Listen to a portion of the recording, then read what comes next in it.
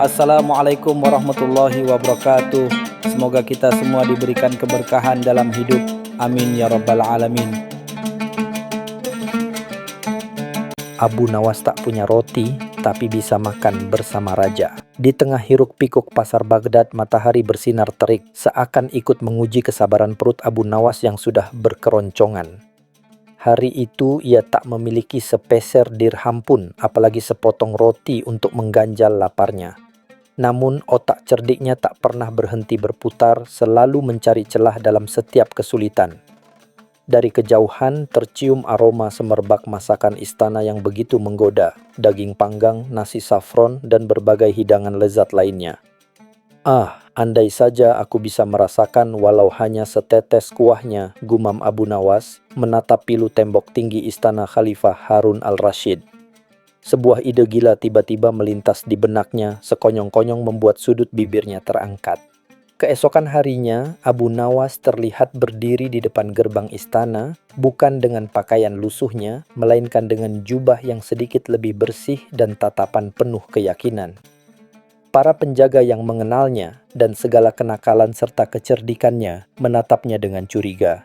"Ada apa lagi kali ini, Abu Nawas?" tanya salah seorang penjaga dengan nada jengkel. Abu Nawas tersenyum misterius. "Aku datang untuk memohon bertemu dengan Paduka Khalifah," katanya dengan suara lantang sengaja agar menarik perhatian. "Aku membawa penemuan baru yang akan membuat Paduka Khalifah tertawa terbahak-bahak dan melupakan segala kegundahan hati." Penjaga-penjaga itu saling pandang, penasaran sekaligus skeptis. Berita tentang penemuan Abu Nawas yang dapat membuat Khalifah tertawa itu akhirnya sampai juga ke telinga Khalifah Harun al-Rashid. Sang Khalifah yang sedang merasa bosan dengan urusan negara, tertarik dengan klaim Abu Nawas. Ia teringat akan kecerdikan Abu Nawas yang seringkali nyeleneh namun menghibur. Biarkan dia masuk, perintah Khalifah. Para penjaga terkejut namun patuh. Abu Nawas masuk ke dalam istana dengan langkah tegap, seolah-olah ia memang seorang bangsawan. Ia tahu kesempatan ini adalah satu-satunya jalannya menuju meja makan yang penuh hidangan lezat. Abu Nawas dihadapkan pada Khalifah Harun al-Rashid yang duduk di singgasananya dikelilingi oleh para menteri dan penasihat. Suasana di ruang pertemuan itu kaku dan formal, namun Abu Nawas sama sekali tak gentar. Ia bahkan menyempatkan diri melirik hidangan-hidangan yang sudah tertata rapi di meja makan yang letaknya tak jauh dari singgasana. "Jadi Abu Nawas, penemuan apa yang kau bawa hingga berani mengganggu istirahatku?" tanya Khalifah dengan nada sedikit mengolok, namun terlihat jelas ada ketertarikan di matanya. Abu Nawas membungkuk hormat, lalu dengan tenang membuka bungkusan kecil di tangannya. "Paduka yang mulia," kata Abu Nawas dengan suara penuh keyakinan, "hamba membawa sebuah penemuan yang akan mengobati segala penyakit dan membuat hati riang gembira. Inilah angin sehat penghilang lapar." Ia lalu membuka bungkusannya yang ternyata kosong melompong. Ia mengayun-ayunkan tangannya seolah-olah sedang memanen angin. Para menteri dan penasihat saling pandang dengan ekspresi bingung dan menahan tawa. Beberapa bahkan terang-terangan tertawa geli. Khalifah Harun al-Rashid sendiri awalnya mengerutkan kening, namun kemudian tak bisa menahan senyumnya. "Angin sehat apa maksudmu ini, Abu Nawas?" tanyanya, mencoba menahan tawa. "Begini Paduka," jelas Abu Nawas dengan serius. "Bayangkan, di pagi hari seseorang bisa saja tidak punya roti untuk sarapan, tetapi dengan menghirup aroma masakan lezat yang Paduka santap, ia bisa merasakan kenikmatan makanan itu seolah-olah ia memakannya. Ini adalah nutrisi bagi jiwa, Paduka, dan kebahagiaan bagi hati." Khalifah Harun al-Rashid tak kuasa lagi menahan tawanya. Ia tertawa terbahak-bahak, diikuti oleh para menteri dan penasihatnya. Ide gila Abu Nawas yang sejatinya adalah sindiran halus atas kemiskinannya justru berhasil menghibur sang khalifah. "Engkau memang tak ada duanya, Abu Nawas," seru khalifah di antara tawanya. Setelah tawanya reda, Khalifah Harun al-Rashid menatap Abu Nawas dengan pandangan geli sekaligus kagum. "Baiklah, Abu Nawas," katanya.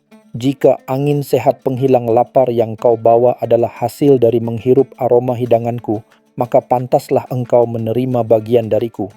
Maka dari itu," lanjut Khalifah, "kau kuundang untuk menikmati hidangan ini bersamaku. Angin saja tidak cukup untuk mengisi perutmu yang cerdik itu. Abu Nawas tersenyum lebar. Rencananya berjalan mulus. Ia telah berhasil membalikkan keadaan dengan kecerdasannya. Abu Nawas segera duduk di meja makan bersama Khalifah. Ia menikmati setiap suapan hidangan lezat yang disajikan, dari daging kambing panggang hingga nasi biryani yang harum. Khalifah Harun al-Rasyid sendiri terlihat senang melihat Abu Nawas makan dengan lahap. Sesekali ia melemparkan pertanyaan ringan kepada Abu Nawas. Selama makan, Abu Nawas juga tak henti-hentinya melontarkan lelucon dan cerita lucu yang membuat Khalifah dan para hadirin terhibur. Ia menunjukkan bahwa kecerdasan dan humor bisa menjadi jembatan antara dua dunia yang berbeda, dunia orang miskin dan dunia seorang penguasa. Setelah kenyang dan puas, Abu Nawas berpamitan kepada Khalifah. Ia tak hanya membawa perut kenyang, tetapi juga pelajaran berharga bahwa kecerdikan dan akal sehat dapat membuka pintu yang semula tertutup. Khalifah Harun al-Rasyid pun memberikan sekantong dirham sebagai hadiah atas kecerdasan dan hiburan yang telah diberikan Abu Nawas. Cerita selanjutnya. Dikasih hati minta jantung. Pagi itu, Baghdad bermandikan cahaya mentari keemasan, menebarkan aroma rempah dan kopi yang semerbak dari pasar-pasar yang mulai menggeliat. Abu Nawas, seperti biasa, menikmati teh hangatnya di beranda rumahnya yang sederhana, sibuk dengan pikirannya yang tak pernah berhenti melahirkan ide-ide jenaka. Ia menyenandungkan sebuah syair kecil tentang kesederhanaan hidup, merasa damai dalam rutinitas paginya. Namun, ketenangan itu tak berlangsung lama. Sebuah bayangan tinggi tiba-tiba menutupi ambang pintu. Seorang pria asing dengan jubah mewah, namun tampak lusuh, rambut acak-acakan, dan mata sayu berdiri di sana, memandang Abu Nawas dengan ekspresi penuh harap yang berlebihan. Pria itu memperkenalkan dirinya sebagai Syekh Mansur dari negeri seberang, seorang musafir yang konon telah tersesat dan kehabisan bekal di tengah perjalanan panjangnya. "Maafkan hamba yang lancang mengganggu ketenangan Tuan," ujar Syekh Mansur dengan suara yang dibuat-buat serak, seolah-olah telah berjalan berhari-hari tanpa setetes air. "Hamba telah mengembara jauh, tersesat di kota yang megah ini, dan kini kelaparan serta kehausan tak terkira. Konon, kebaikan hati Tuan Abu Nawas termasyhur hingga pelosok negeri." Abu Nawas, meski sedikit curiga dengan penampilan Syekh Mansur yang terlalu dramatis untuk ukuran seorang musafir sejati, tetaplah seorang yang murah hati. Ia mengundang tamunya masuk, menawarkan hidangan sederhana berupa roti gandum, kurma manis, dan semangkuk sup kacang hijau hangat yang baru saja dimasak istrinya. Ia berpikir, siapapun yang kelaparan di hadapannya berhak mendapatkan sedikit kebaikan. Syekh Mansur tanpa basa-basi melahap hidangan itu dengan kecepatan yang mencengangkan, seolah-olah ia belum makan selama berminggu-minggu. Ia bahkan mengelap sisa-sisa sup di mangkuknya hingga bersih dengan roti, menunjukkan nafsu makan yang luar biasa. Abu Nawas tersenyum tipis, merasa senang bisa membantu. Namun ada sedikit rasa janggal di benaknya melihat cara tamunya makan. Setelah mangkuknya kosong melompong, Syekh Mansur menghela napas panjang, lalu tersenyum lebar. Alangkah nikmatnya hidangan ini, Tuan Abu Nawas. Sungguh, Anda adalah malaikat penolong bagi hamba yang malang ini. Bolehkah hamba meminta sedikit lagi? Perjalanan ini amat menguras tenaga dan perut hamba masih terasa sedikit berlubang. Permintaan Syekh Mansur yang terkesan, tak tahu malu itu sedikit mengagetkan Abu Nawas. Namun, mengingat statusnya sebagai tuan rumah, Abu Nawas kembali ke dapur dan mengambilkan porsi yang sama. Ia mengamati Syekh Mansur yang tampak sangat menikmati setiap suapan, bahkan sesekali mendesah kepuasan. Tampaknya pria ini memang benar-benar kelaparan. atau setidaknya berpura-pura sangat meyakinkan. Sejak saat itu, Syekh Mansur tak beranjak. Ia mulai bercerita tentang petualangannya yang menegangkan dan penuh rintangan, diselingi dengan pujian berlebihan kepada Abu Nawas dan hidangan yang disajikan. Ia bahkan meminta segelas air jahe hangat untuk menghangatkan badannya yang lelah. Abu Nawas, meski merasa sedikit risih, tetap melayaninya dengan sabar. Sore menjelang dan Syekh Mansur tampaknya belum ada niat untuk pergi. Ia mulai bertanya tentang kehidupan Abu Nawas, tentang kebiasaannya, bahkan tentang resep masakan istrinya. Ia memuji keindahan rumah Abu Nawas yang sederhana namun asri dan mengatakan bahwa tempat itu terasa sangat nyaman dan begitu menenangkan. Abu Nawas mulai merasa ada yang tidak beres. "Tuan Abu Nawas," ujar Syekh Mansur dengan nada yang tiba-tiba melirih, "hamba merasa sangat terpikat dengan keramahan Anda. Jujur saja, hamba tidak memiliki tempat tujuan yang pasti. Bolehkah hamba meminta izin untuk menginap semalam saja di rumah Anda? Hanya semalam, sebagai tempat melepas lelah sebelum melanjutkan perjalanan esok hari."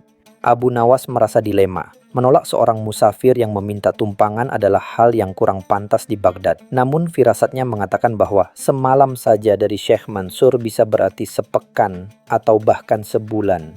Ia teringat pepatah lama, dikasih hati minta jantung, tapi ia memutuskan untuk memberikan kesempatan walau dengan sedikit keraguan di hatinya. "Baiklah Syekh Mansur," kata Abu Nawas. "Silakan Anda menginap, rumah hamba sederhana, namun semoga Anda nyaman."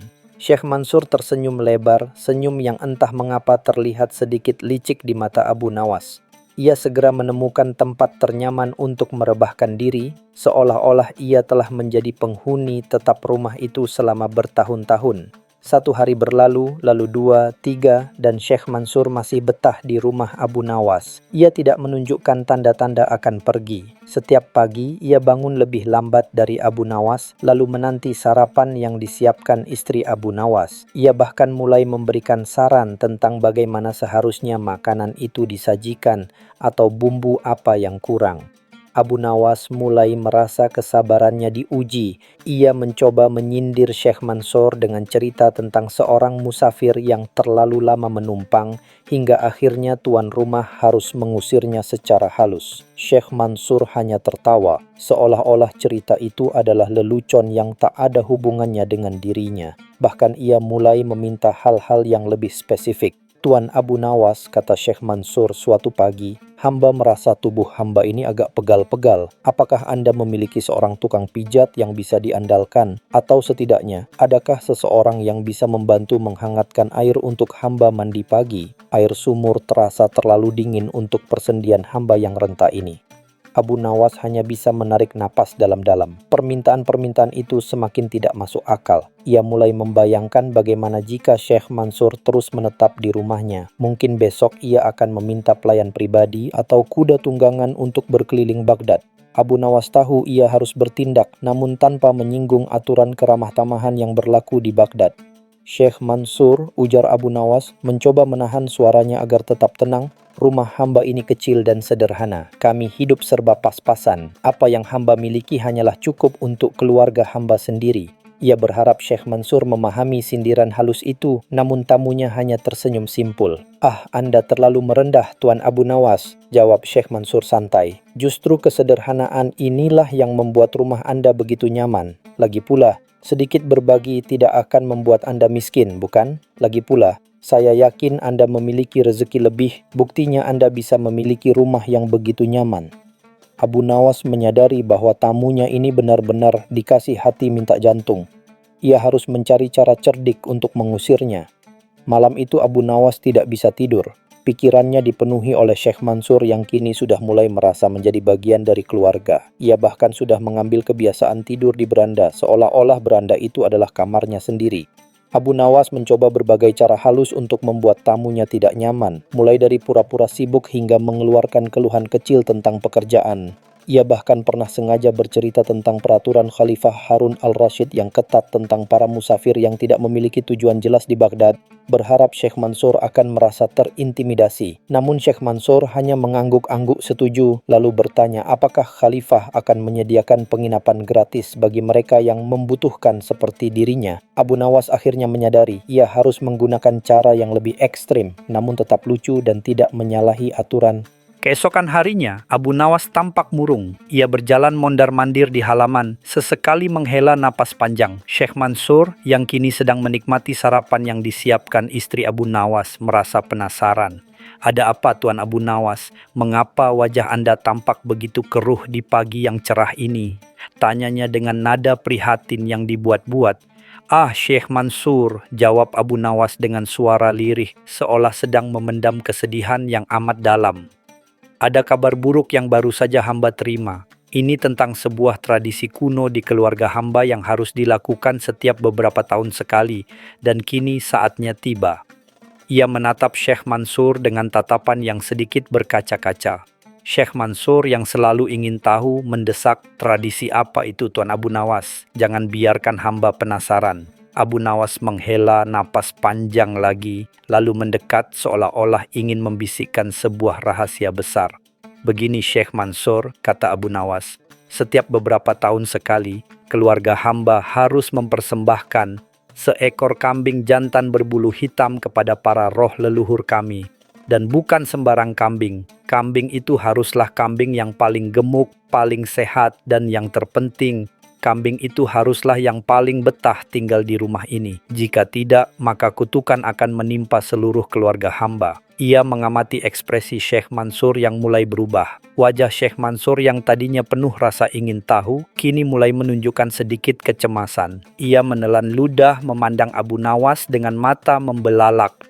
"Kah kambing paling betah?" tanyanya terbata-bata. Abu Nawas mengangguk dengan sangat serius, bahkan menambahkan beberapa detail yang mengerikan tentang ritual persembahan itu, termasuk bagaimana kambing tersebut akan dihias dan dibawa keliling kota sebelum disembelih.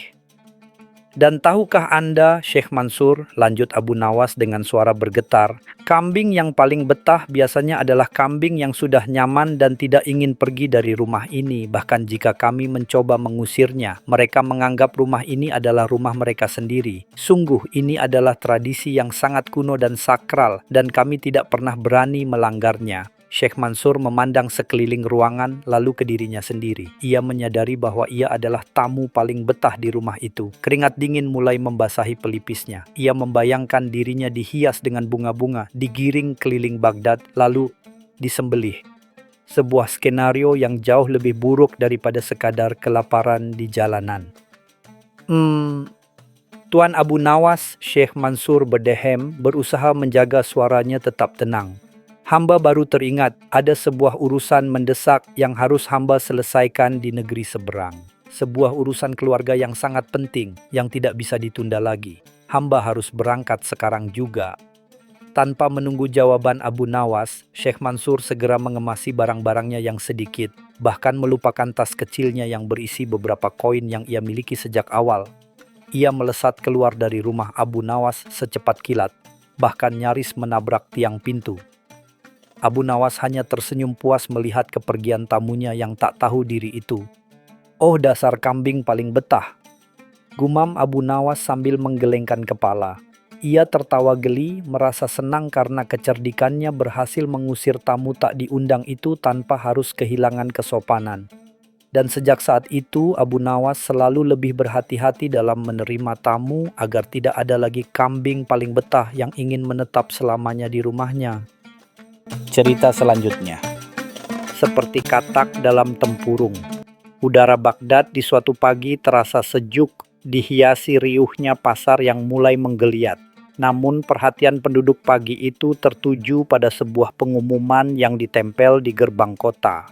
Seorang pemuda berjuluk Ibnu Al-Aql yang konon telah berkelana ke negeri-negeri jauh dan menemukan berbagai ilmu baru akan mengadakan ceramah di alun-alun kota. Kabar itu cepat menyebar, mengundang rasa ingin tahu dan juga sedikit skeptisisme. Ibnu Al-Aql dengan jubah sutra mengilap dan sorban tinggi memang tampak mencolok. Ia berbicara dengan suara lantang dan penuh keyakinan, mengklaim telah menguasai setiap cabang ilmu pengetahuan, dari astronomi hingga pengobatan, bahkan seni meramal masa depan. Para pedagang, ulama, dan rakyat jelata berkumpul mendengarkan setiap patah katanya dengan campuran kekaguman dan keraguan. Di tengah kerumunan, Abu Nawas berdiri dengan senyum tipis di bibirnya. Ia memperhatikan gelagat Ibnu Al-Aql yang semakin lama semakin congkak, seolah tak ada satupun orang yang dapat menandingi kepintarannya. Ibnu Al-Aql bahkan menantang siapa saja yang berani membuktikan bahwa ada ilmu yang belum ia kuasai. Suasana menjadi hening, tak ada yang berani maju. Namun, tiba-tiba Abu Nawas melangkah maju. "Wahai Tuan Ibnu Al-Aql," katanya dengan suara tenang namun tegas, "Anda memang tampak sangat berpengetahuan. Tapi, apakah Anda benar-benar mengklaim telah menguasai segala ilmu?" Tantangan Abu Nawas ini mengejutkan semua orang, termasuk Ibnu Al-Aql yang tadinya sangat percaya diri. Sebuah taruhan pun diusulkan. Jika Abu Nawas bisa menunjukkan satu ilmu saja yang Ibnu Al-Aql belum kuasai, maka Ibnu Al-Aql harus mencukur habis kumisnya dan mengakui bahwa pengetahuannya belum sempurna. Sebaliknya, jika Abu Nawas gagal, ia harus menjadi pelayan pribadi Ibnu Al-Aql selama sebulan penuh. Ibnu Al-Aql dengan sedikit rasa terhina karena ditantang oleh seseorang yang ia anggap tak sepadan, segera menyetujui taruhan itu. Ia menuntut Abu Nawas untuk segera mengajukan pertanyaan pertama. Abu Nawas hanya tersenyum simpul. Ia mendekati Ibnu Al-Aql, berbisik pelan di telinganya. Raut wajah Ibnu Al-Aql yang tadinya sombong perlahan berubah menjadi bingung, lalu pucat. Bisikan Abu Nawas itu adalah, "Wahai Tuan Ibnu Al-Aql yang serba tahu, bisakah Anda menjelaskan dengan rinci apa sebenarnya isi pikiran seekor unta yang sedang merenung di tengah padang pasir?" Pertanyaan itu yang jelas-jelas tak bisa dijawab dengan ilmu pengetahuan manapun, membuat Ibnu Al-Aql terdiam 1000 bahasa. Kerumunan mulai berbisik-bisik menatap Ibnu Al-Aql yang kini tampak seperti patung. Ibnu Al-Aql benar-benar terperangah. Ia mengernyitkan dahi, mencoba mencari-cari jawaban dari tumpukan pengetahuannya yang katanya tak terbatas. Ia mencoba merujuk pada ilmu biologi, psikologi hewan, bahkan sedikit mistisisme, namun semua sia-sia. Pertanyaan Abu Nawas terlalu absurd, terlalu di luar jangkauan logika dan ilmu pengetahuan yang umum. Waktu terus berlalu dan Ibnu Al-Aql semakin gelisah. Keringat dingin mulai membasahi dahinya. Kerumunan yang tadinya kagum, kini mulai menatapnya dengan pandangan geli. Ibnu Al-Aql menyadari bahwa pertanyaan Abu Nawas bukan tentang pengetahuan yang ia pelajari dari buku atau guru, melainkan sebuah teka-teki yang sengaja dibuat untuk menunjukkan batas-batas pengetahuannya. Ia merasa terjebak dalam perangkap yang sederhana namun sangat efektif. Dengan wajah merah padam, akhirnya Ibnu Al-Aql harus mengakui kekalahannya. Ia berkata terbata-bata, "Baiklah Abu Nawas, aku harus mengakui pertanyaanmu ini di luar jangkauan pengetahuanku. Aku tidak tahu apa yang dipikirkan seekor unta." Sebuah sorakan kecil terdengar dari kerumunan, tanda kemenangan Abu Nawas. Ibnu Al-Aql merasa sangat dipermalukan. Namun Abu Nawas dengan bijak tidak langsung menagih janjinya. "Tidak perlu terburu-buru Tuan Ibnu Al-Aql," katanya.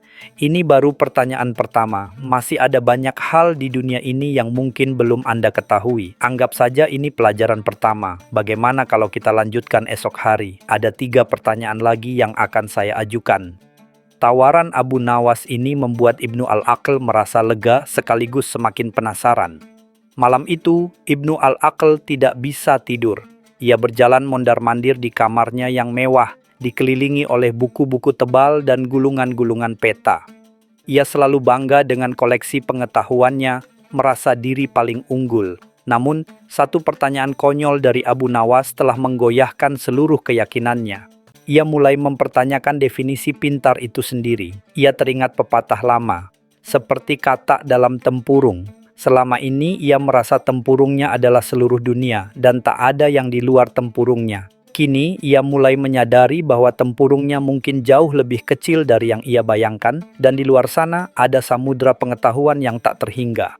Malam itu, untuk pertama kalinya, Ibnu Al-Aql merasa keraguan menyelinap dalam dirinya. Bukan tentang pengetahuannya, melainkan tentang kesombongannya.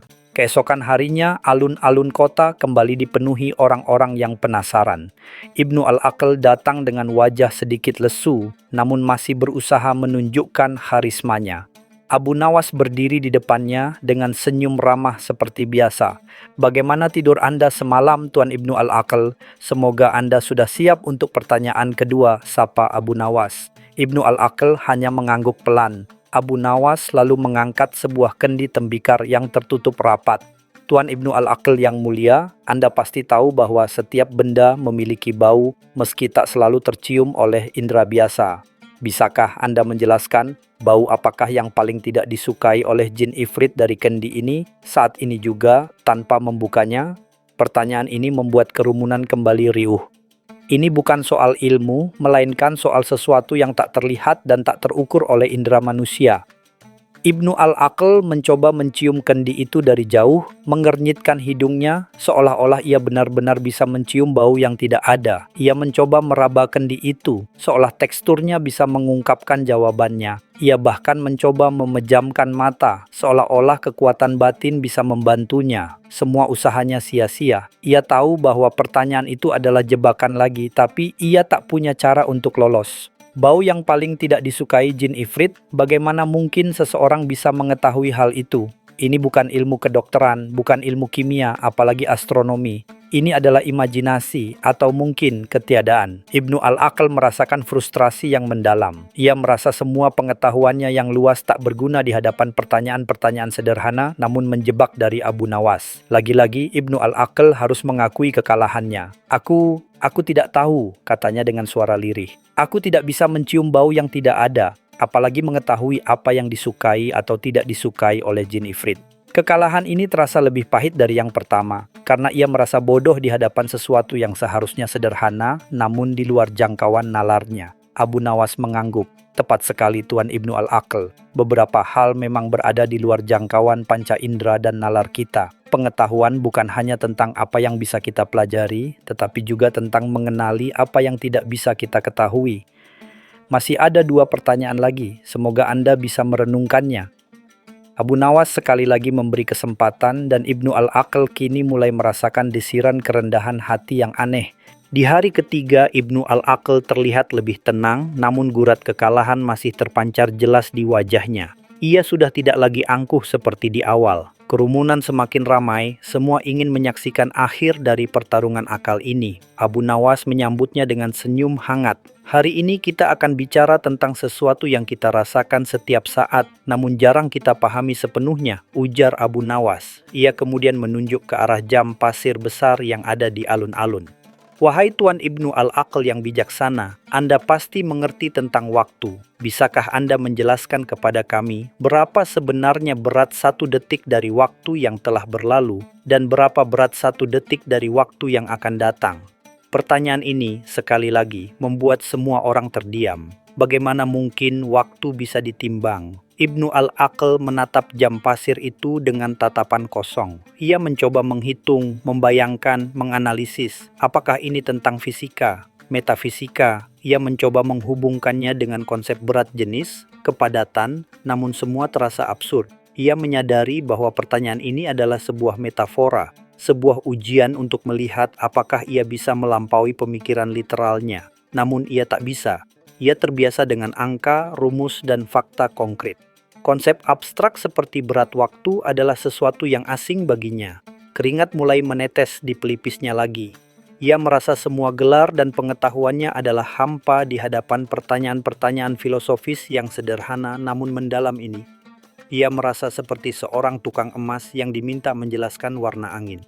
Dengan suara yang lebih rendah dari biasanya, Ibnu Al-Aql berkata, "Abu Nawas, Anda benar. Saya tidak bisa menimbang waktu. Waktu tidak memiliki bobot fisik. Saya tidak tahu jawabannya." Kekalahan ini terasa paling menyakitkan karena ia mulai memahami bahwa ia telah menyombongkan diri atas hal-hal yang dapat diukur, sementara ia buta terhadap hal-hal yang tak terukur namun lebih fundamental. Abu Nawas tersenyum. Setiap detik yang berlalu adalah sejarah dan setiap detik yang akan datang adalah misteri Tuan Ibnu Al-Aql. Keduanya tak memiliki bobot namun sangat berharga. Anda sudah belajar banyak hari ini. Masih ada satu pertanyaan terakhir dan saya harap Anda sudah menyiapkan hati dan pikiran Anda. Ibnu Al-Aql kini merasa sedikit gentar namun juga penasaran tentang pertanyaan pamungkas Abu Nawas. Hari keempat, Ibnu Al-Aql datang ke alun-alun dengan langkah yang berbeda. Ia tak lagi mengenakan jubah sutra paling mewah dan sorbannya sedikit lebih rendah. Ia tampak lebih membumi dan tatapan matanya menunjukkan kerendahan hati yang baru. Kerumunan pun merasa ada perubahan pada dirinya. Abu Nawas seperti biasa menyambutnya dengan senyum tulus. "Wahai Tuan Ibnu Al-Aql," kata Abu Nawas, "kita telah membahas hal-hal yang tak terlihat, tak terukur, dan tak dapat dijangkau akal semata. Sekarang, untuk pertanyaan terakhir, saya ingin Anda melihat ke dalam diri Anda. Bisakah Anda jelaskan mengapa seseorang yang merasa paling pintar seringkali adalah orang yang paling bodoh dalam mengenali dirinya sendiri?" Pertanyaan itu adalah sebuah cermin yang langsung mengarah pada Ibnu Al-Aql. Mendengar pertanyaan itu, Ibnu Al-Aql tidak lagi mencoba berpikir keras mencari jawaban dari buku-buku atau pengetahuannya. Ia hanya terdiam, menundukkan kepalanya. Ia mengingat kembali bagaimana ia datang ke Baghdad dengan segala kesombongannya, menganggap remeh semua orang, dan merasa diri paling tahu. Ia adalah katak dalam tempurung yang merasa tempurungnya adalah seluruh alam semesta. Ia teringat pertanyaan pertama tentang unta yang menunjukkan batas imajinasi, lalu kendi jin ifrit yang menunjukkan batas indera, dan berat waktu yang menunjukkan batas pemahaman abstrak. Semua itu adalah pelajaran yang diberikan Abu Nawas untuk menghancurkan keangkuhannya sedikit demi sedikit.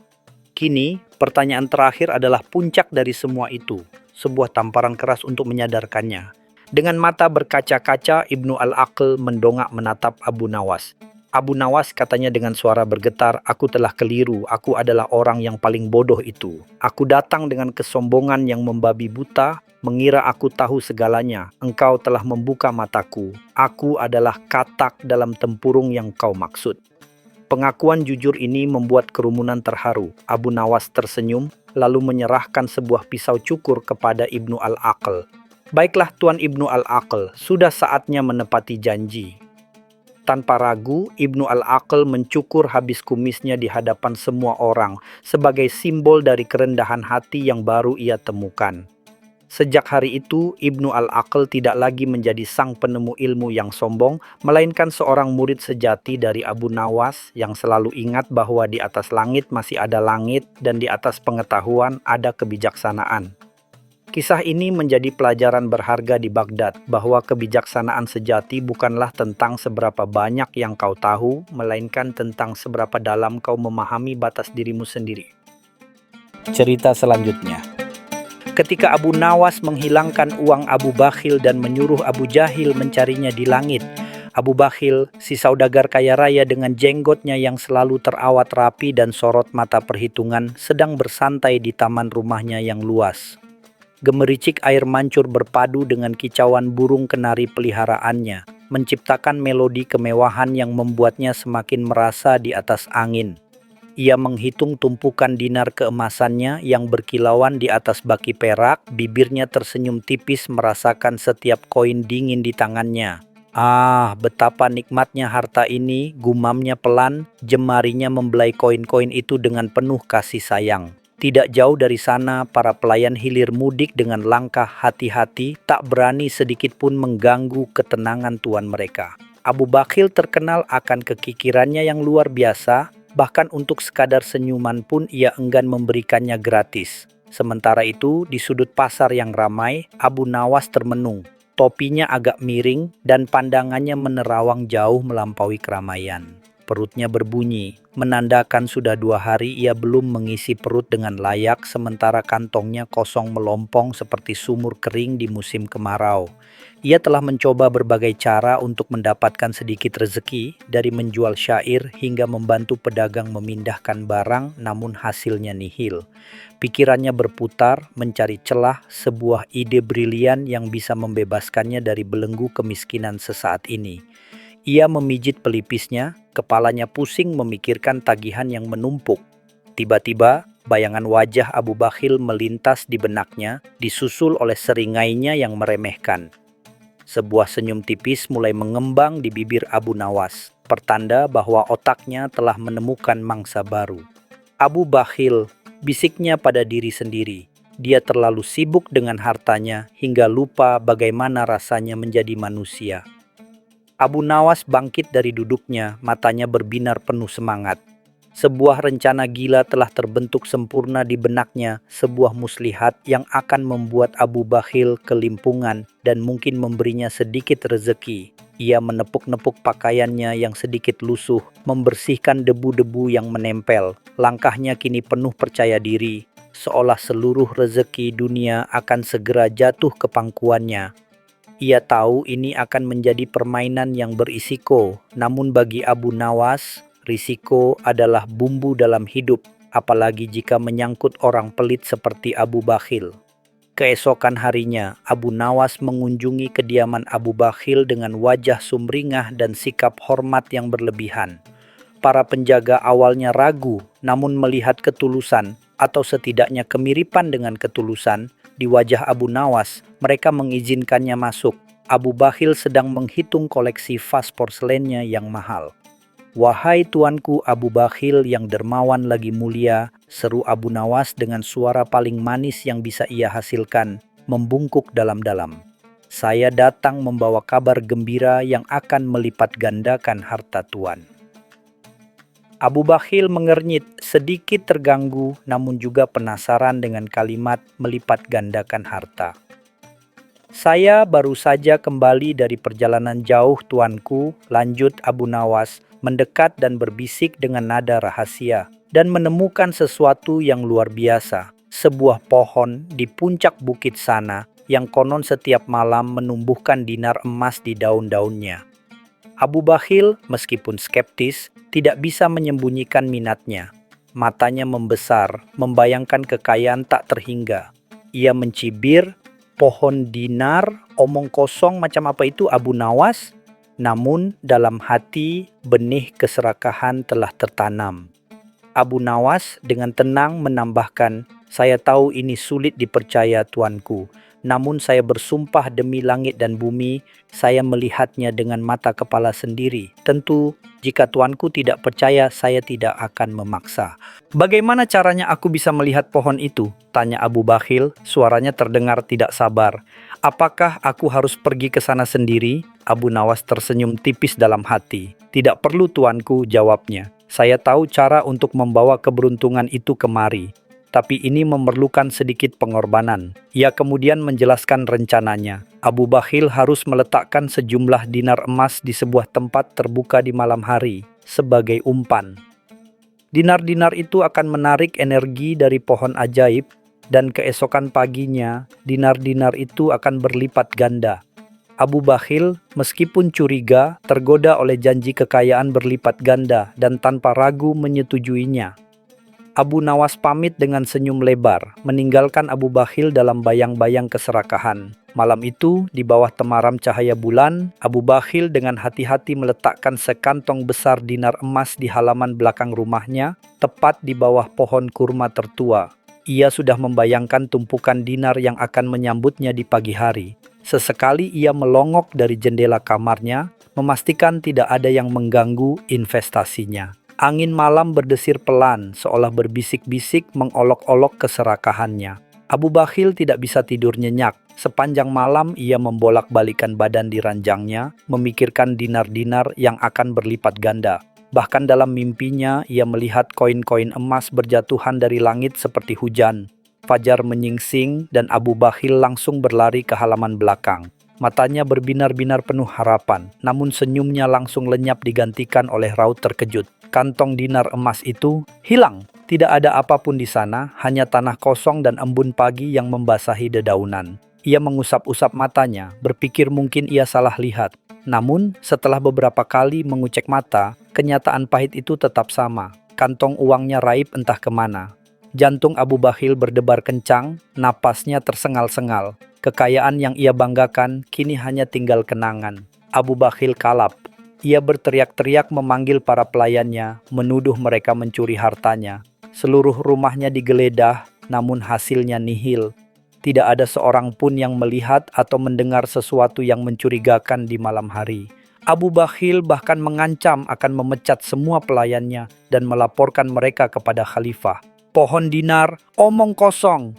teriaknya frustrasi, menendang pot bunga di dekatnya. Ia tahu ini pasti ulah Abu Nawas. Hanya Abu Nawas yang memiliki keberanian dan kecerdikan untuk melakukan hal sejeli ini. Dengan wajah memerah padam, Abu Bakhil bersumpah akan menemukan Abu Nawas dan menuntut kembali seluruh dinarnya. Berita hilangnya dinar Abu Bakhil dengan cepat menyebar ke seluruh Baghdad. Akhirnya, kabar itu sampai ke telinga Khalifah Harun al-Rashid. Khalifah yang selalu tertarik dengan kasus-kasus aneh dan cerdik, segera memanggil Abu Bakhil untuk mendengar ceritanya secara langsung. Abu Bakhil dengan wajah murung dan suara serak menceritakan seluruh kejadian, tentu saja tanpa menyebutkan detail pohon dinar yang konyol itu. Khalifah mendengarkan dengan saksama, sesekali tersenyum tipis. Ia tahu ini pasti ulah Abu Nawas, karena hanya Abu Nawas yang mampu membuat kekacauan sejenius itu. Khalifah kemudian memanggil Abu Nawas ke istana. Abu Nawas datang dengan wajah polos, seolah tidak tahu menahu tentang kekacauan yang terjadi. "Abu Nawas, apakah kau tahu tentang hilangnya dinar Abu Bakhil?" tanya Khalifah dengan nada menyelidik. Abu Nawas pura-pura terkejut. "Astaga, Tuanku Khalifah, benarkah? Sungguh kabar yang menyedihkan." Ia bahkan menunjukkan ekspresi iba yang meyakinkan. Khalifah menahan senyumnya. Melihat kepolosan palsu Abu Nawas, Khalifah kemudian mengumumkan bahwa ia akan mengadakan sayembara untuk menemukan pencuri dinar Abu Bakhil. Hadiahnya sangat menggiurkan, sebuah kantong besar dinar emas, yang tentu saja membuat mata Abu Bakhil sedikit berbinar kembali. Lalu disinilah Abu Jahil, seorang pria bertubuh besar dengan otak yang lambat, muncul. Ia mendengar pengumuman itu dan dengan bangga menawarkan diri untuk membantu. Abu Jahil dengan pakaian yang sedikit compang-camping dan pandangan kosong melangkah maju. "Hamba siap, Tuanku Khalifah," serunya dengan percaya diri yang berlebihan. Khalifah Harun al-Rashid yang sudah hafal dengan tingkah pola warga Baghdad melihat Abu Jahil sebagai bagian dari lelucon yang akan dimainkan Abu Nawas. Ia tersenyum tipis dan berkata, "Baiklah Abu Jahil, aku percayakan kepadamu misi penting ini. Carilah dinar Abu Bakhil, bawa semua orang yang kau curigai kepadaku." Abu Jahil mengangguk dengan semangat, tidak menyadari bahwa ia baru saja menjadi pion dalam permainan catur antara Abu Nawas dan Khalifah. Abu Nawas melirik Abu Jahil, senyum jahil tersungging di bibirnya. Abu Jahil dengan semangat menggebu-gebu mulai melancarkan penyelidikannya. Ia mendatangi rumah Abu Bakhil, memeriksa setiap sudut halaman, bahkan mencium-cium tanah seolah-olah bisa melacak bau uang. Para pelayan Abu Bakhil hanya bisa menahan tawa melihat tingkah konyol Abu Jahil. Setelah berjam-jam mondar-mandir tanpa hasil, Abu Jahil tiba-tiba berhenti. Ia menengadah ke langit, matanya memicing. "Aha!" serunya seolah menemukan sebuah pencerahan. "Aku tahu, dinar itu dicuri oleh jin. Mereka membawanya ke langit." Ide konyol ini langsung membuat orang-orang di sekitarnya tertawa terbahak-bahak. Mendengar teori Abu Jahil yang tidak masuk akal, Abu Nawas mendekat dengan wajah serius. "Wahai Abu Jahil," katanya dengan nada berwibawa, "engkau sungguh cerdas. Teori jin itu mungkin benar. Aku tahu cara untuk menemukan mereka dan mengambil kembali dinar Abu Bakhil." Abu Jahil mengangguk-angguk setuju, merasa bangga diakui oleh Abu Nawas. Abu Nawas kemudian memerintahkan Abu Jahil untuk membangun sebuah menara yang sangat tinggi, setinggi mungkin agar bisa mencapai langit. "Dari sana," kata Abu Nawas, "kau bisa melihat para jin yang bersembunyi dengan dinar-dinar itu." Abu Jahil tanpa berpikir panjang langsung mengumpulkan warga dan memulai pembangunan menara. Seluruh Baghdad gempar. Orang-orang berbondong-bondong datang menyaksikan pembangunan menara yang tidak masuk akal ini. Abu Jahil dengan gagahnya memimpin proyek itu, menyuruh orang-orang membawa batu dan kayu sambil sesekali berteriak, "Demi dinar Abu Bakhil, demi harta yang dicuri jin." Abu Bakhil yang awalnya senang Abu Jahil membantu, kini frustrasi melihat uangnya tidak kunjung kembali dan malah menyaksikan kekonyolan ini. Khalifah Harun al-Rashid hanya bisa menggeleng-gelengkan kepala sambil menahan tawa melihat kekacauan yang diciptakan Abu Nawas melalui perantara Abu Jahil. Pembangunan menara terus berlanjut hari demi hari. Menara itu semakin tinggi, namun jauh dari mencapai langit. Semakin tinggi menara dibangun, semakin sulit pula untuk mengangkut material ke puncaknya. Warga mulai mengeluh, tangan mereka lecet, punggung mereka sakit, dan mereka mulai meragukan kewarasan Abu Jahil.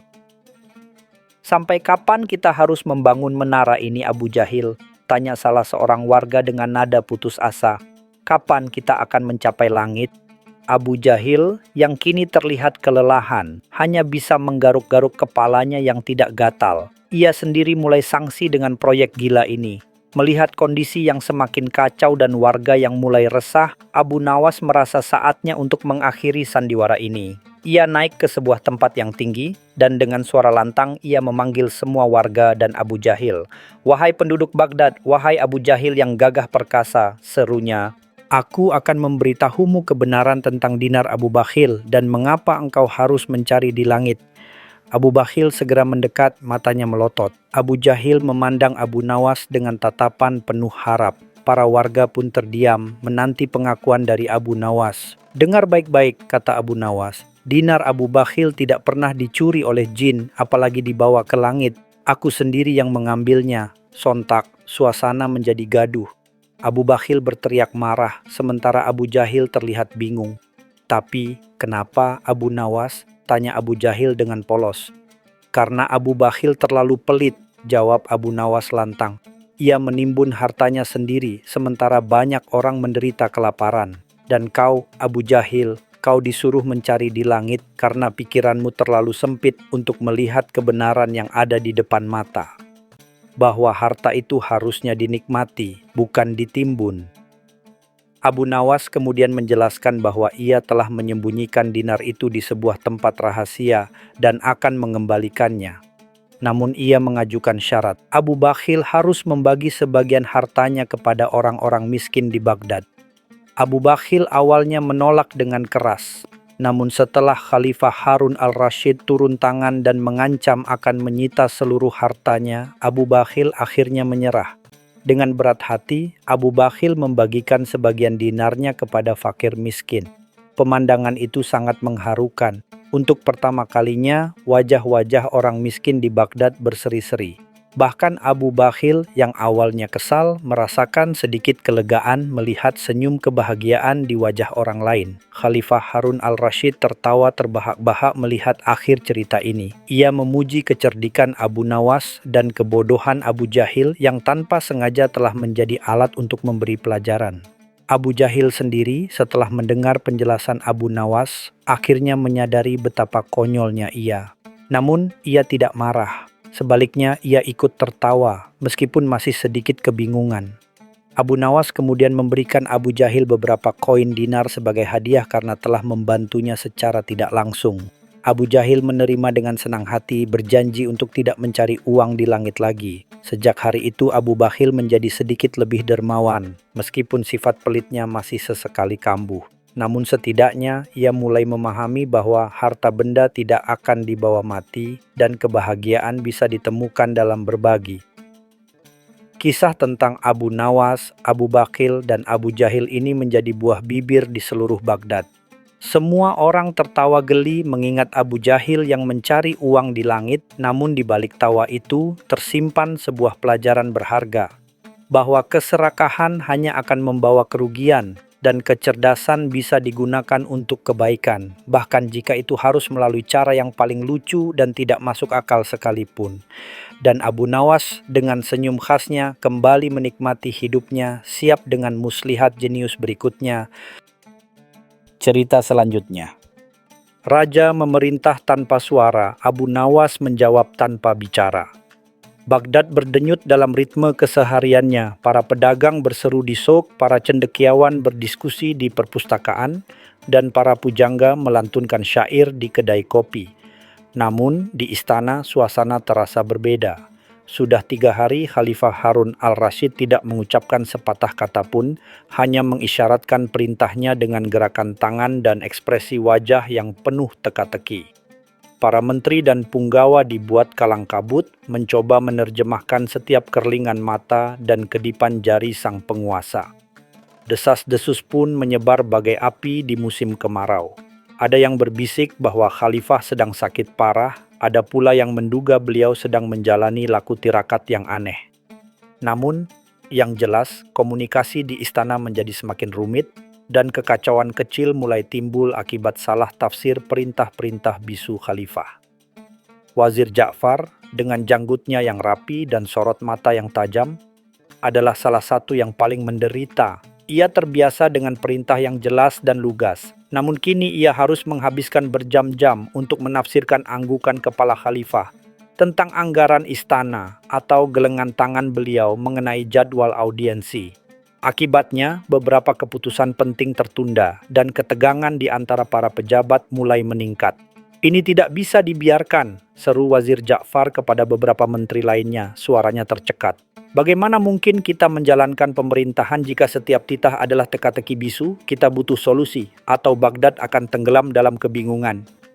Dalam keputusasaan yang semakin mendalam, Wazir Ja'far teringat akan seseorang yang selalu berhasil menemukan jalan keluar dari setiap masalah pelik, tak peduli seaneh apapun itu, Abu Nawas.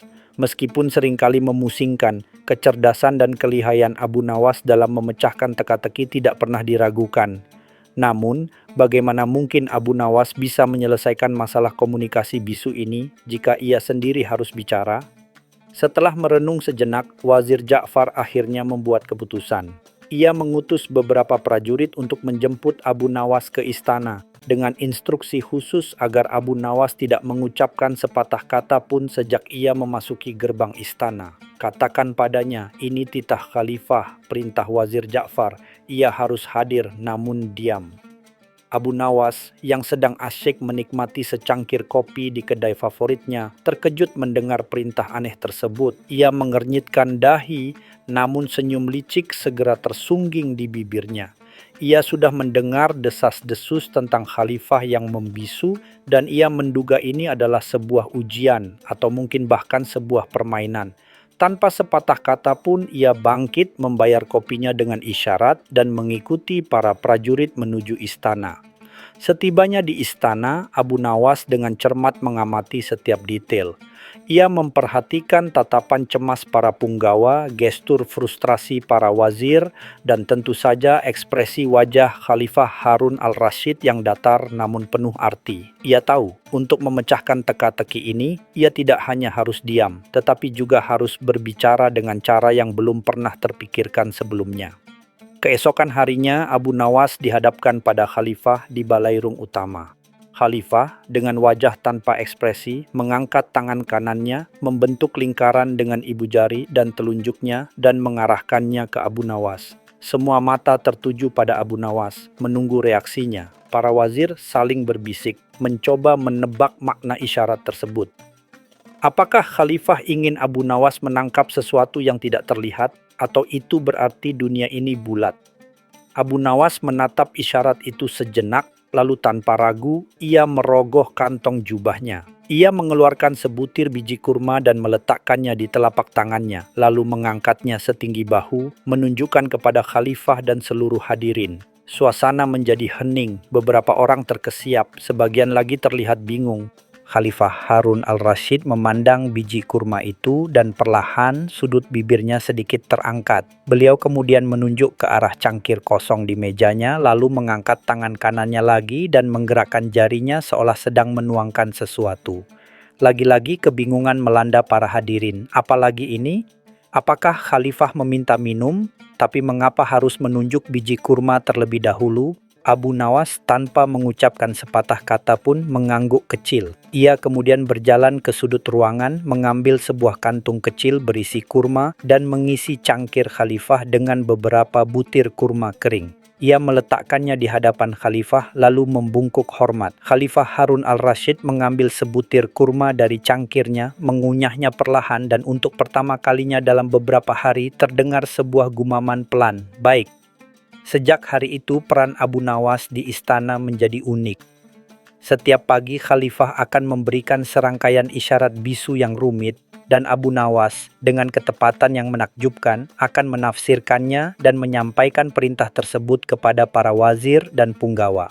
Misalnya, suatu pagi Khalifah mengangkat kedua tangannya ke atas lalu menunjuk ke arah matahari terbit, kemudian ke arah pasar. Para wazir menggaruk-garuk kepala, namun Abu Nawas dengan sigap mengambil sebuah gulungan perkamen dan menuliskan, Khalifah memerintahkan agar pasar pagi dibuka lebih awal sebelum matahari terlalu tinggi untuk memastikan kesegaran barang. Kadangkala, Khalifah akan menunjuk ke arah taman istana lalu membuat gerakan seolah-olah sedang menyiram. Abu Nawas akan segera mengerti bahwa Khalifah ingin agar tukang kebun lebih memperhatikan perawatan taman, atau mungkin ada jenis bunga baru yang harus ditanam. Keakuratan interpretasi Abu Nawas sungguh membuat semua orang terheran-heran, bahkan Khalifah sendiri.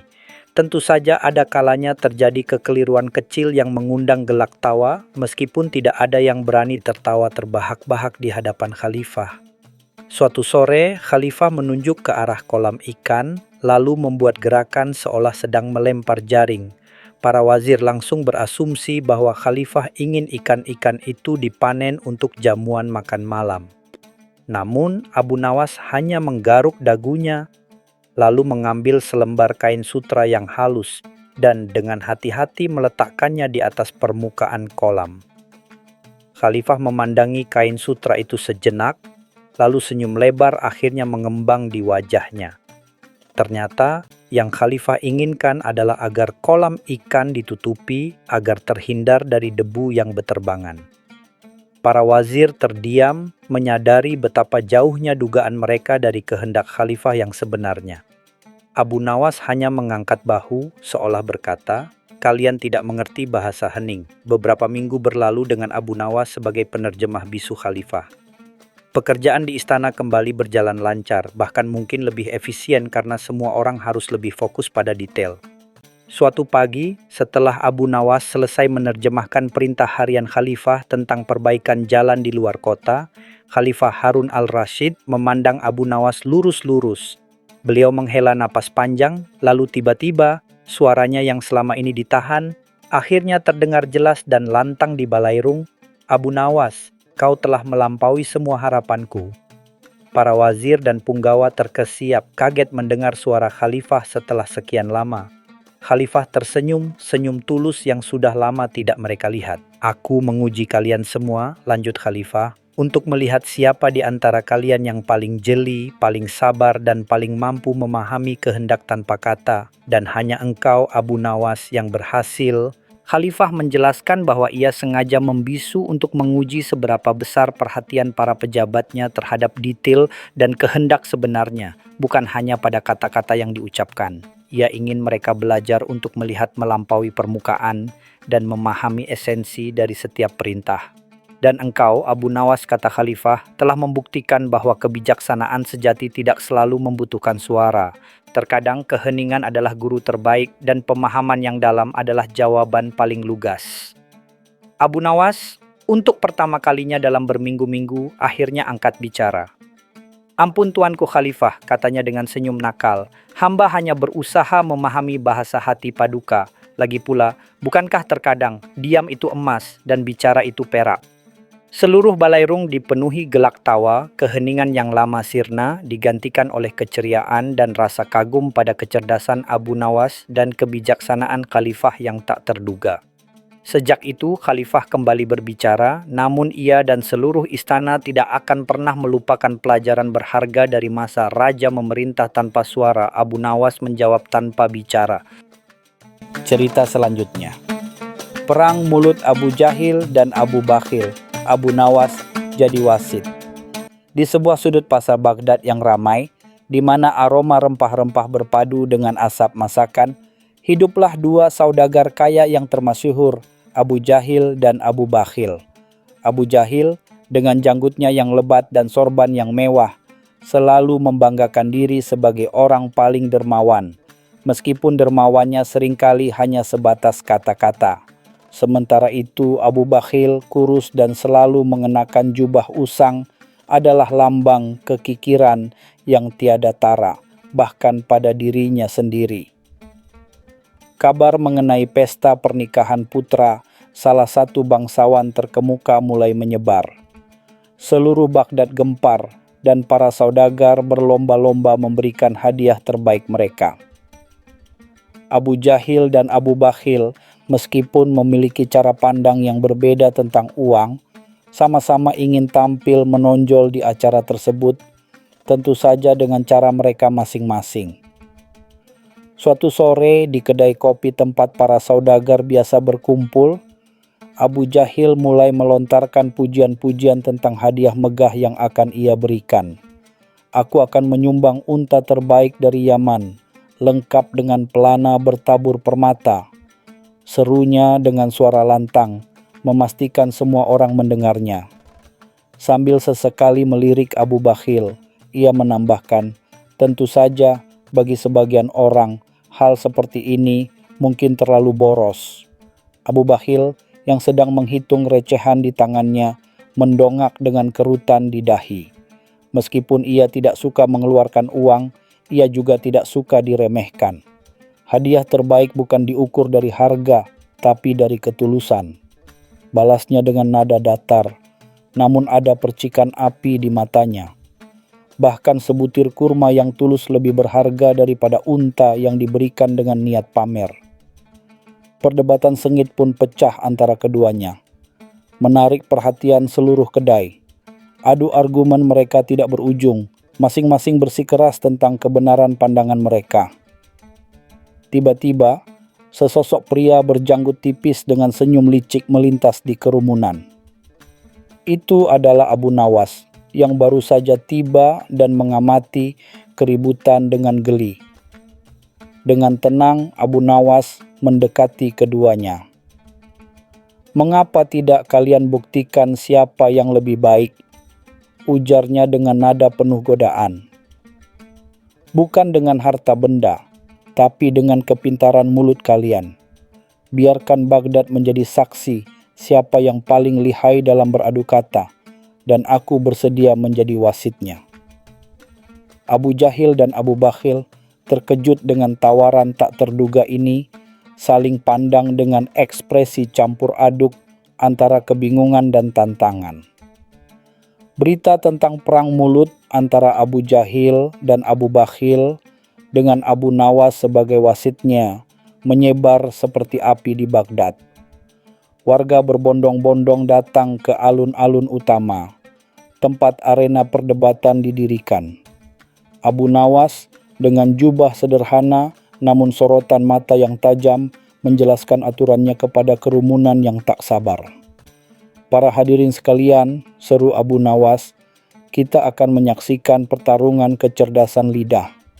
Masing-masing peserta akan diberi kesempatan untuk melontarkan pujian atas diri mereka sendiri atau merendahkan lawan tanpa boleh menggunakan kekerasan fisik atau sumpah serapah. Siapa yang paling cerdik, paling kocak, dan paling bisa membuat lawannya terdiam tanpa kata, dialah pemenangnya." Sorak-sorai pun pecah. Abu Jahil dengan langkah gagah maju ke depan membusungkan dadanya. "Dengarkan baik-baik, wahai warga Baghdad," teriaknya. "Akulah Abu Jahil, si tangan terbuka. Setiap kali aku bersedekah, para pengemis berjingkrak kegirangan. Pedagang kain bersyukur karena jubah-jubah baru yang aku beli. Bahkan kucing-kucing jalanan pun lebih gemuk saat aku lewat." Ia berhenti sejenak, melirik ke arah Abu Bakhil dengan senyum mengejek. "Lihatlah si kikir Abu Bakhil itu," lanjut Abu Jahil. "Bahkan bayangannya sendiri pun ia takutkan akan menghabiskan persediaan udara. Konon, ia menyimpan napasnya untuk dijual di pasar gelap. Jika suatu saat harga udara melambung tinggi." Kerumunan tertawa terbahak-bahak mendengar sindiran pedas tersebut. Abu Bakhil hanya mendengus, matanya menyipit. Kini giliran Abu Bakhil. Dengan tenang ia maju, meskipun tampak sedikit gemetar. "Aku memang Abu Bakhil," ujarnya pelan, namun suaranya cukup terdengar. "Aku tidak membuang-buang hartaku untuk hal yang sia-sia, apalagi untuk pamer. Setiap dirham yang aku simpan adalah jaminan masa depan, bukan hanya untukku, tapi untuk anak cucuku kelak." Ia melirik Abu Jahil dengan tatapan dingin. Sementara itu, Abu Jahil, si dermawan dadakan, lanjut Abu Bakhil kini dengan nada yang lebih menusuk. Sedekahnya hanyalah gema kosong. Ia memberi dengan tangan kanan agar dilihat 1000 mata. Aku dengar suatu kali ia memberi sepotong roti kepada pengemis, lalu menyewa penyair untuk menggubah syair tentang kemurahannya yang ongkosnya lebih mahal dari harga 100 roti. Penonton kembali riuh dengan tawa, kini mengarah pada Abu Jahil yang mendadak terdiam. Pertarungan kata terus berlanjut, semakin memanas. Abu Jahil setelah terdiam sejenak kembali menyerang dengan perumpamaan. "Aku ini seperti mata air di padang pasir, memberikan kehidupan bagi yang haus. Sementara engkau, Abu Bakhil, seperti batu karang di tengah lautan, tak berguna bagi siapapun kecuali sebagai pijakan bagi burung camar yang ingin buang hajat." Kata-katanya diiringi gelak tawa penonton yang semakin ramai. Abu Bakhil, meskipun wajahnya memerah, tidak kehilangan akal. "Jika engkau mata air," balasnya cepat, "maka aku adalah sumur tua yang dalam. Airnya memang tidak melimpah ruah, tapi tak pernah kering di musim kemarau. Bandingkan dengan mata airmu, yang mungkin hanya muncul saat hujan dan kering kerontang di saat orang benar-benar membutuhkan." Kali ini, tepuk tangan dan seruan kagum terdengar untuk Abu Bakhil.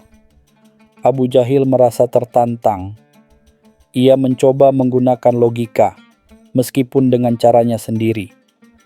"Dengar Abu Bakhil, apa gunanya kekayaan jika tidak dinikmati?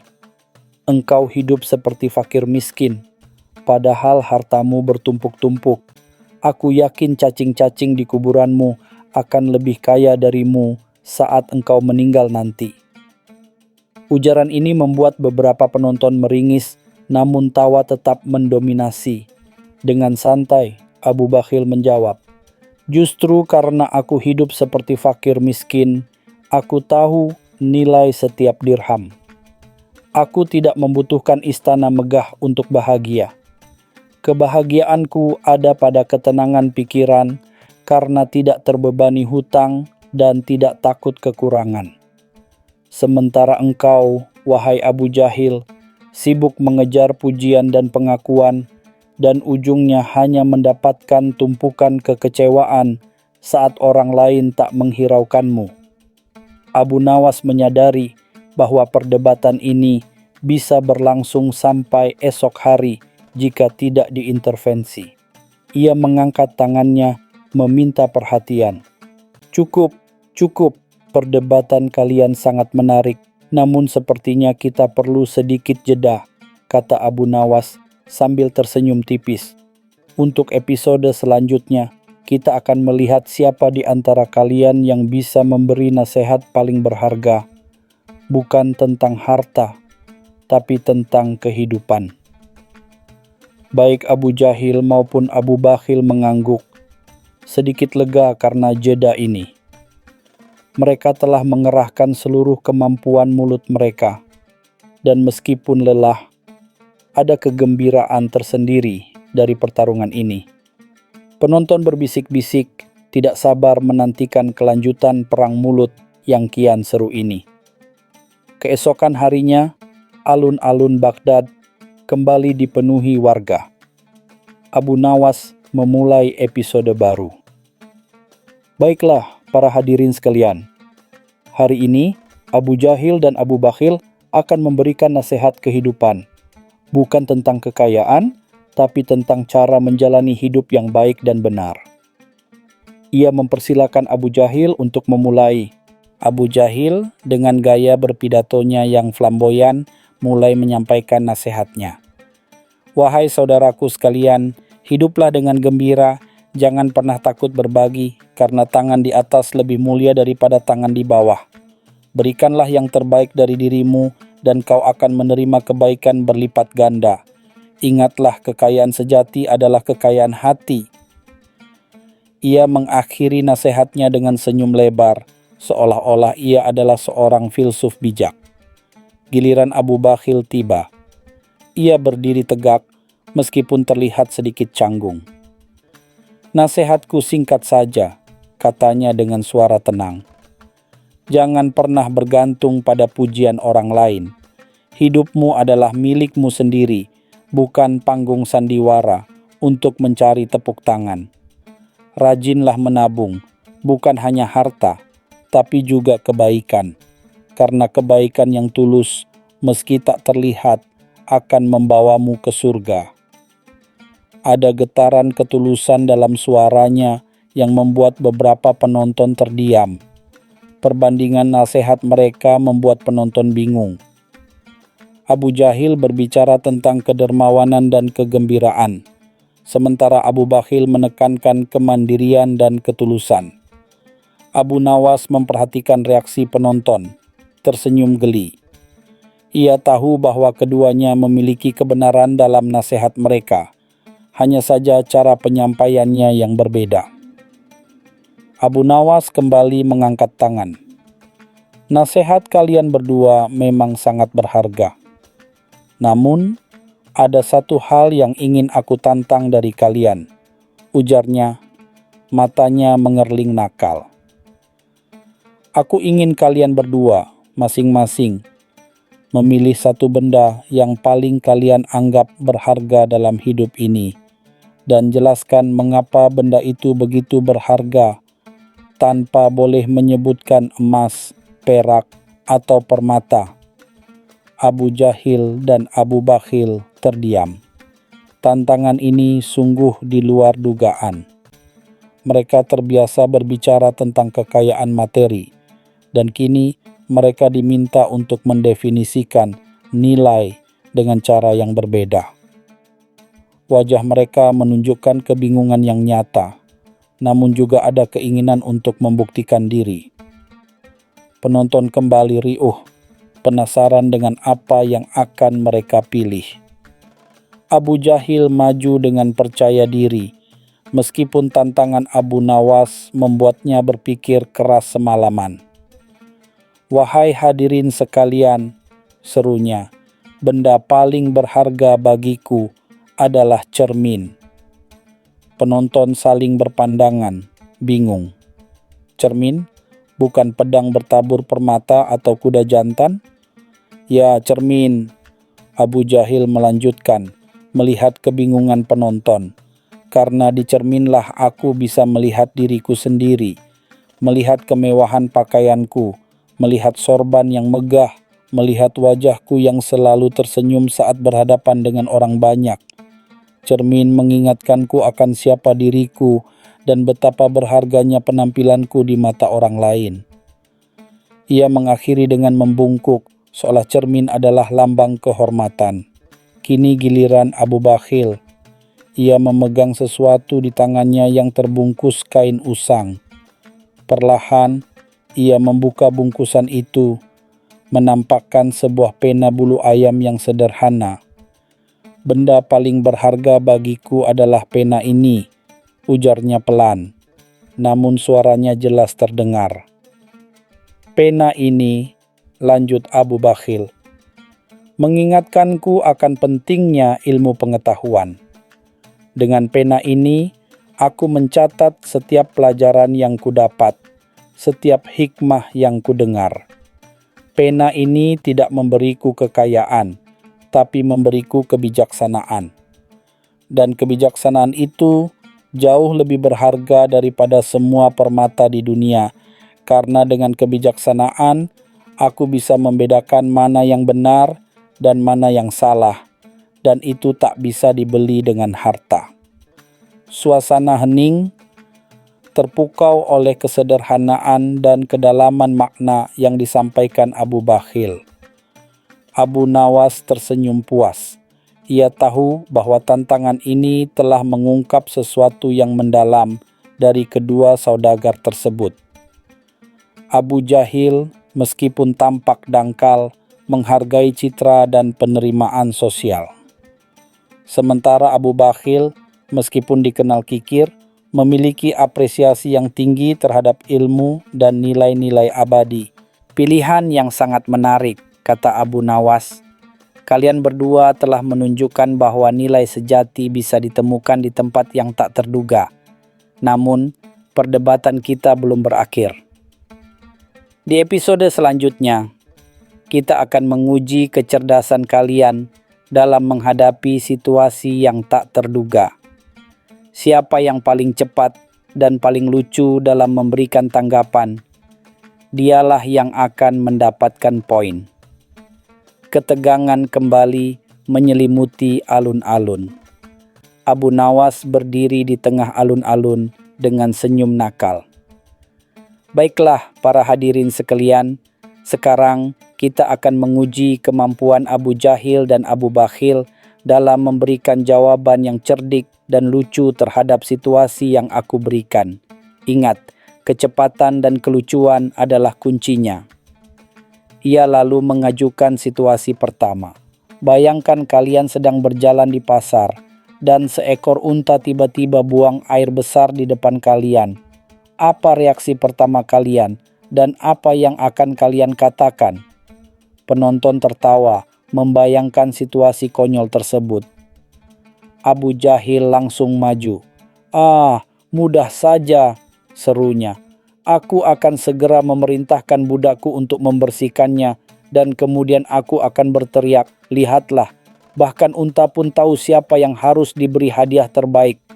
Ia memberikan pupuk gratis untuk kebunku. Tawa bergemuruh. Sekarang giliran Abu Bakhil. Ia berpikir sejenak lalu menjawab, aku akan mengambil wadah kecil dari sakuku dan mengumpulkan kotoran unta itu. Lalu aku akan berkata, lihatlah, bahkan dari kotoran pun bisa tercipta sesuatu yang berguna. Ini adalah pupuk yang tak ternilai harganya bagi kebun tetanggaku yang akan kuual dengan harga pantas. Kerumunan kembali tertawa, kali ini dengan nada yang lebih terkesan, mengakui kecerdikan Abu Bakhil. Abu Nawas mengangguk. Kedua jawaban itu sangat menghibur. Mari kita lanjutkan dengan situasi kedua. Bayangkan kalian terdampar di sebuah pulau terpencil, hanya dengan sebilah pisau. Apa hal pertama yang akan kalian lakukan? Abu Jahil langsung menyambar.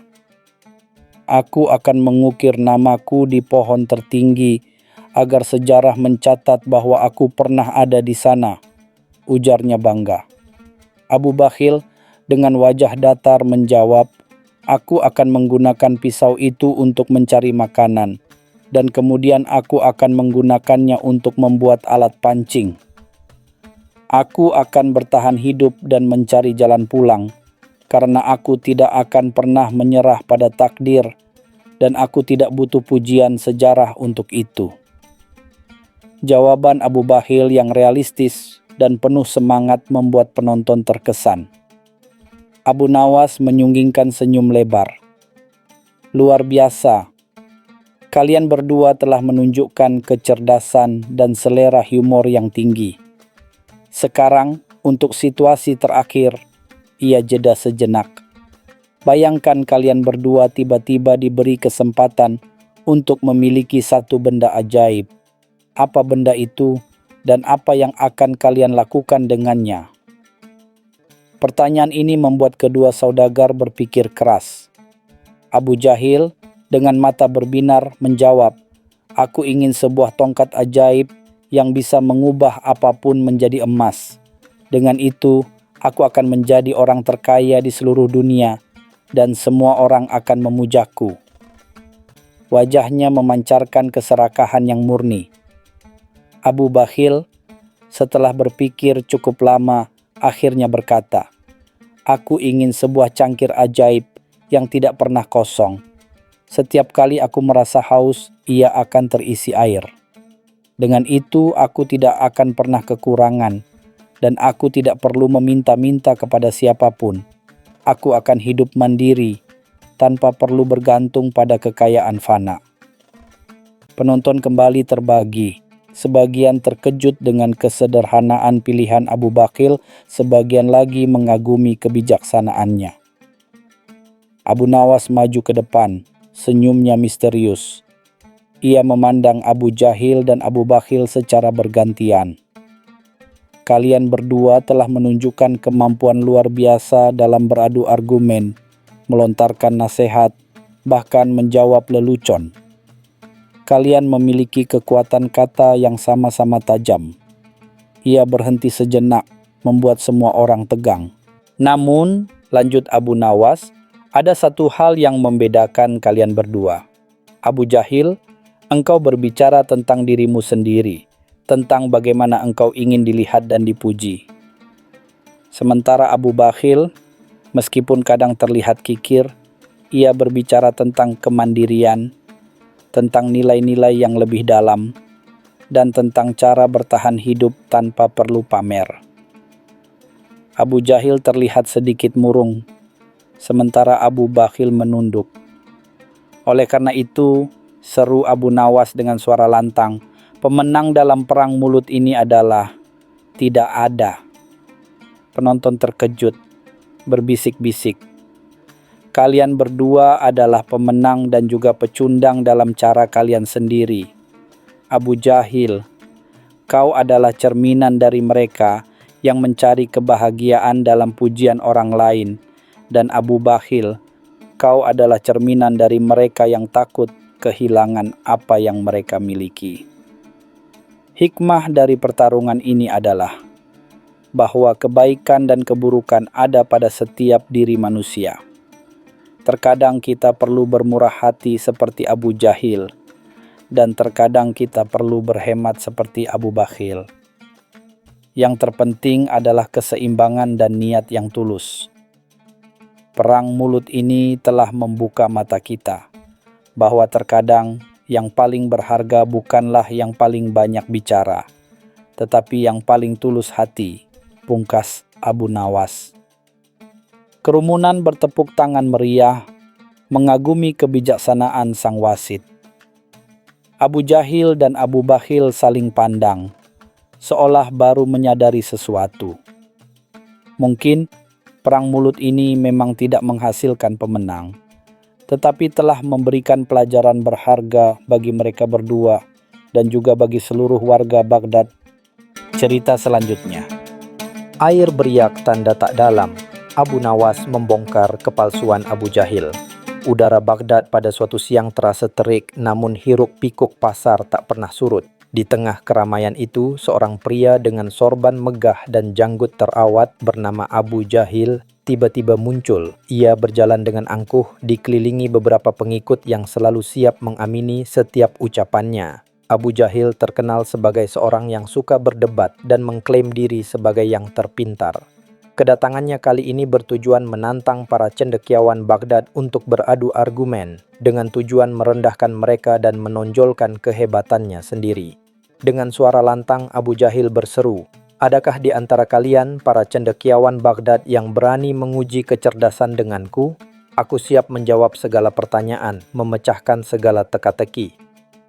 Tantangannya disambut bisik-bisik warga. Beberapa merasa risih dengan kesombongannya, sementara yang lain penasaran siapa yang akan berani menghadapinya. Banyak cendekiawan yang gentar dan memilih menghindar. Mereka tahu reputasi Abu Jahil yang licik dalam berdebat, seringkali menggunakan logika memutar balik dan retorika kosong untuk membingungkan lawan. Suasana pasar menjadi tegang, seolah menanti seorang pahlawan. Di tengah keheningan yang canggung, sebuah suara tenang namun penuh percaya diri terdengar. "Aku bersedia melayani tantanganmu, Tuan Abu Jahil." Semua mata tertuju pada sumber suara.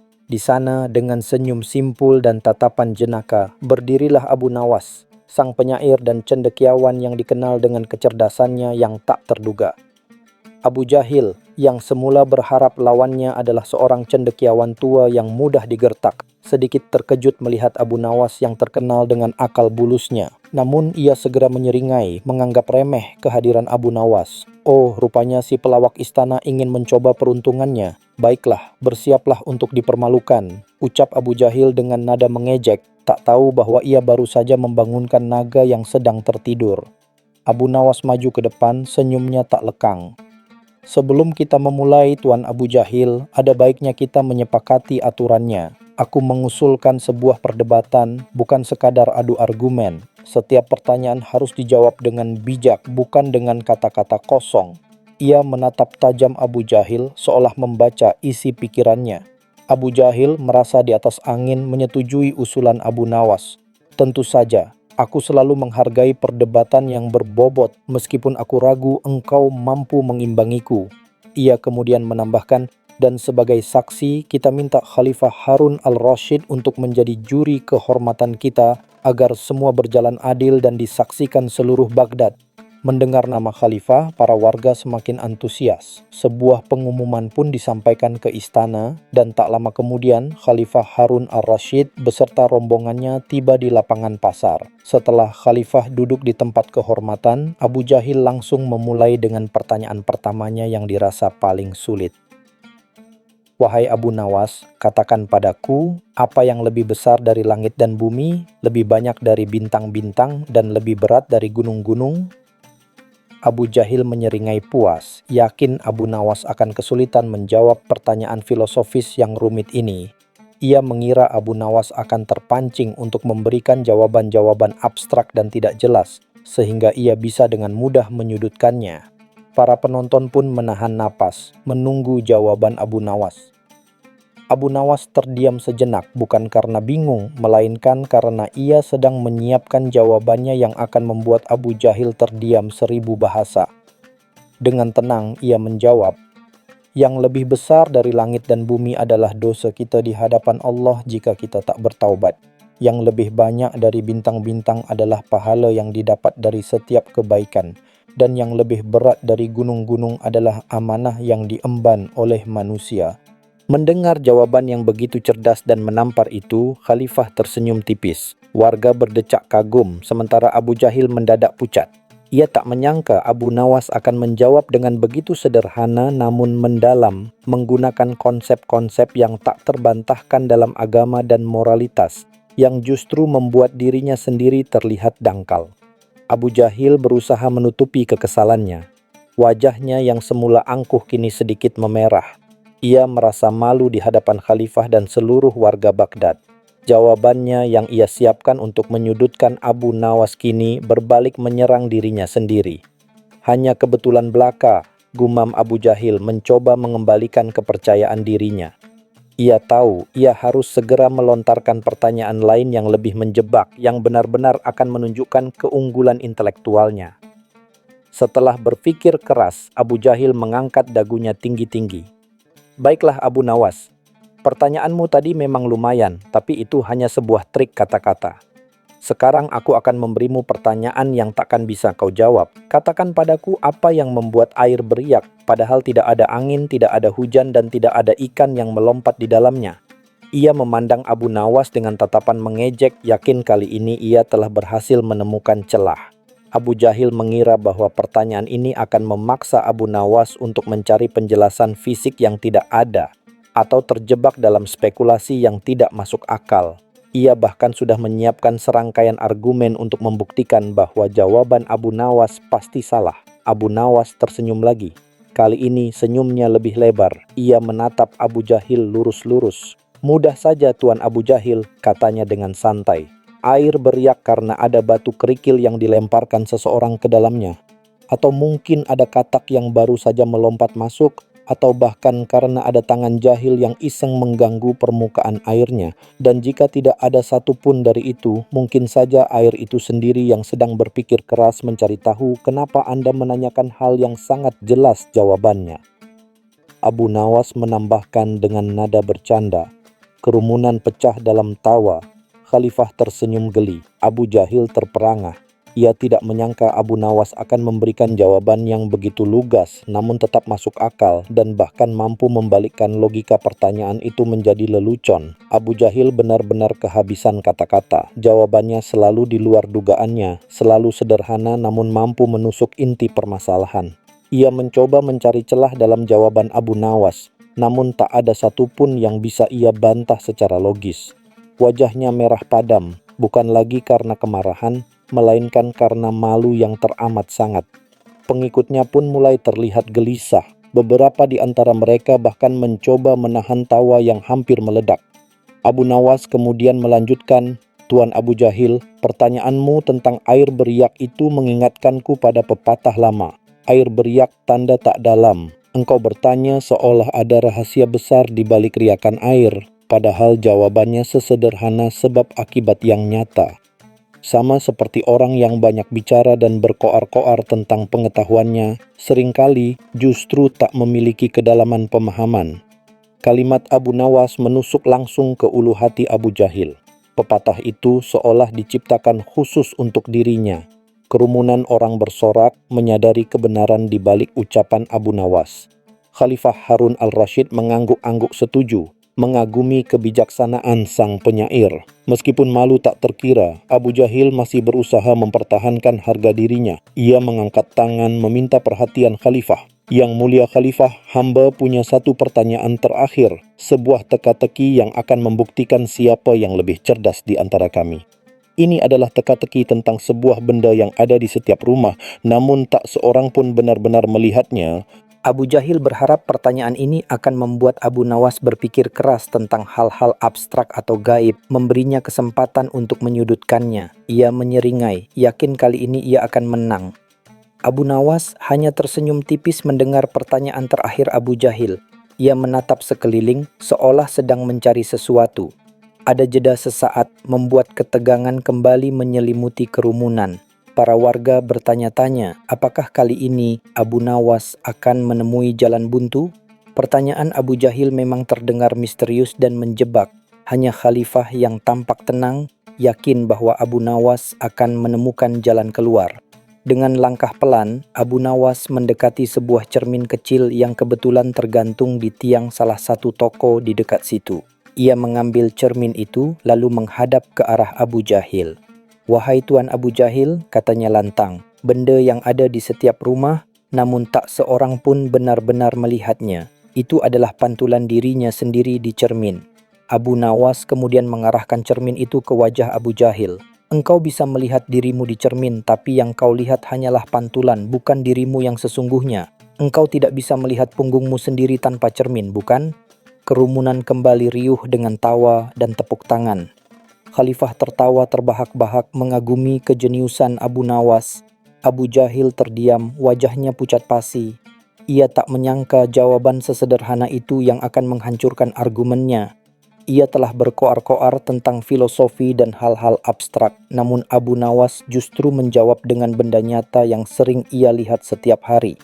Ia merasa seolah semua orang menertawakannya, meremehkan kepintarannya yang selama ini ia banggakan.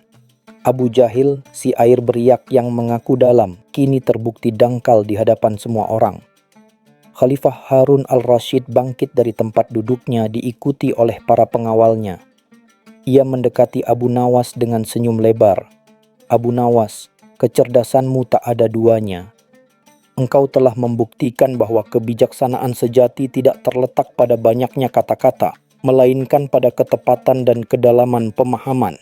Khalifah kemudian melanjutkan, "Engkau telah membongkar kepalsuan dan kesombongan. Baghdad beruntung memiliki seorang cendekiawan sepertimu." Warga bersorak riuh mengeluh-elukan nama Abu Nawas. Khalifah kemudian menatap Abu Jahil yang masih berdiri terpaku dengan wajah tertunduk. "Abu Jahil," kata Khalifah dengan suara tegas namun tetap bijak, "semoga kejadian hari ini menjadi pelajaran bagimu. Ilmu yang sejati tidak membutuhkan kesombongan dan kebijaksanaan tidak perlu diumbar-umbar. Belajarlah dari kerendahan hati Abu Nawas."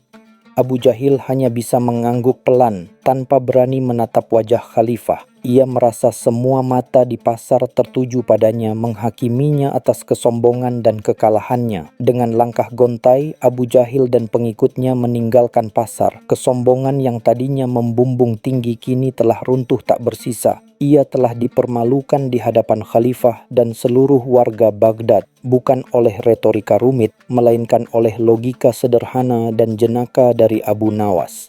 Mulai hari itu, pepatah air beriak tanda tak dalam menjadi lebih populer di Baghdad, seringkali diucapkan sebagai sindiran halus bagi mereka yang banyak bicara namun kosong isinya. Sejak kejadian itu, nama Abu Nawas semakin harum di seluruh Baghdad, bukan hanya sebagai penyair istana, tetapi juga sebagai lambang kecerdasan, kebijaksanaan, dan kerendahan hati. Rakyat semakin mencintai dan menghormatinya. Mereka tahu bahwa Abu Nawas selalu menggunakan kecerdasannya untuk kebaikan, untuk mengajarkan hikmah, dan untuk membongkar kepalsuan, bukan untuk merendahkan orang lain atau memamerkan diri. Insiden air beriak tanda tak dalam ini juga membawa perubahan kecil dalam masyarakat Baghdad. Orang-orang menjadi lebih berhati-hati dalam berbicara dan lebih menghargai kedalaman pemahaman daripada sekadar kemampuan berbicara. Para cendekiawan lain pun termotivasi untuk lebih fokus pada substansi ilmu pengetahuan mereka, alih-alih berlomba-lomba dalam retorika kosong atau kesombongan yang tak berdasar.